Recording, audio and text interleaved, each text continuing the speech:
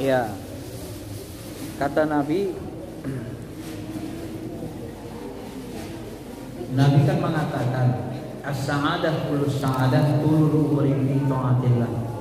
Kebahagiaan yang paling bahagia panjang umur dalam taat kepada Allah. Jadi kalau mau kita panjang umur, mintakan juga panjang umur itu kita dalam ketaatan. Ya, kalau mau supaya bisa lebih banyak amal solehnya, lebih banyak taatnya. Nah, bagaimana memahami yang tadi? Cerita yang seperti ini banyak. Inilah yang disebut namanya oleh ulama dipahami qada mu'allaq. Ya, ketetapan Allah zaman ajali yang terikat dengan usaha. La yaruddul qada illa du'a. Tidak ada yang bisa menolak qada kecuali doa. Kita berdoa mohon. Tiba-tiba bala itu enggak jadi datang atau pindah. Nah, mu'allaq dia namanya. Yamhullahu ma yasha. Allah mengyamhu, menghapus apa yang dia kehendaki. Apa yang dia tetapkan, dia sendiri bisa menghapusnya. Maka Al-Quran itu pun ada yang manan syah minhum min ayatin aw nunsiha na'ti bi khairin minha aw mithliha. Adapun ayat-ayat yang kami nasah, kami hapus, kami ganti dengan yang lebih baik. Ayat Quran pun ada yang hapus Tuhan. Maka itu semua dirahasiakan. Kenapa qada dan qadar ini dirahasiakan? Supaya kita tidak semena-mena. Supaya kita selalu bergantung hatinya ke Allah, berharap ke Allah. Kalaupun nanti kita sudah diqada jadi orang sengsara, begitu harapan kita kuat, kita berdoa bisa berubah.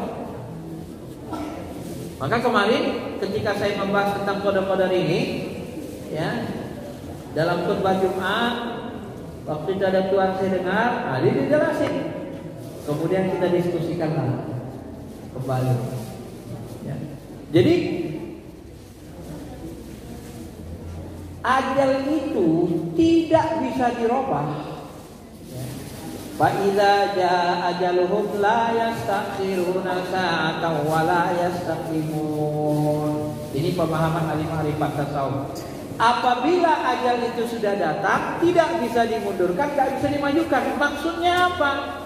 Apabila ajal itu sudah datang, maksudnya sudah terjadi.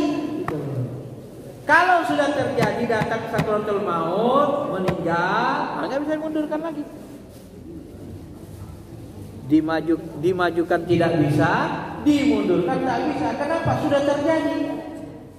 Maka yang disebut dengan takdir setelah diteliti, kalau mau dibedakan ya dengan qada dan takdir, kalau mau dibedakan, takdir itu sesuatu yang sudah terjadi. Kalau sudah terjadi tak bisa dirubah.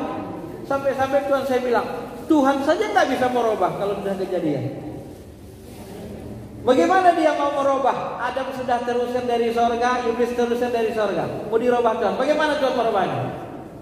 Sudah terjadi, Tuhan aja tak bisa merubah. Kenapa? Karena sudah diciptakan. Nah, jadi ketika kematian itu terjadi, datang, ya sudah datang, sudah terjadi, yang bisa lagi dirubah.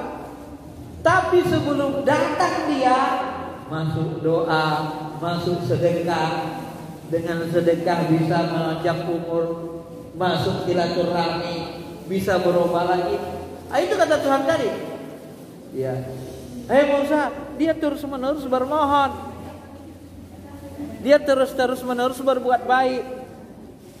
Dia terus-menerus bermohon buat baik. Manalah tega mengambil harta dia? Apa masalah? Maka orang yang benar itu adalah orang yang senantiasa mentaati Allah. Jangan sandarkan keburukan kepada Allah. Sebenar-benar iman itu ahli-ahli ngomongkan. Terus berusaha buat baik. Karena kita nggak tahu rahasia takdir. Itu tadi Pak. Nanti kalau dibahas ke dalam bisa sesat. Maka ketika ada dua orang sahabat berkelahi mereka membahas takdir ini Pak. Sampai berpegang-pegangan. Terakhir datang Nabi.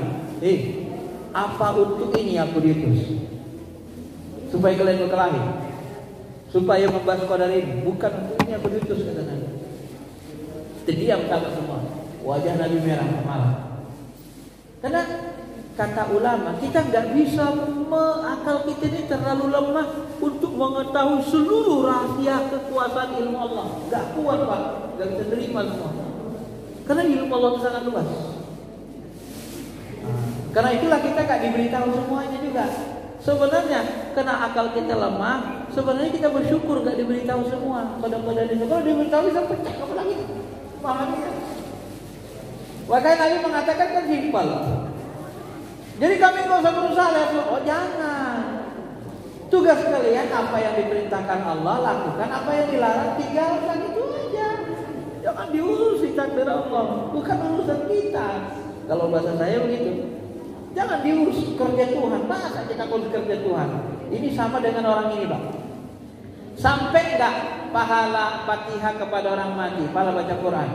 Yang nyampaikan pahala orang mati, orang hidup ke orang mati, itu yang nyampaikan siapa? Allah, malaikat. Itu kerja Allah. Ya kenapa pula Anda yang ngerjain? Pastikan enggak nyampe.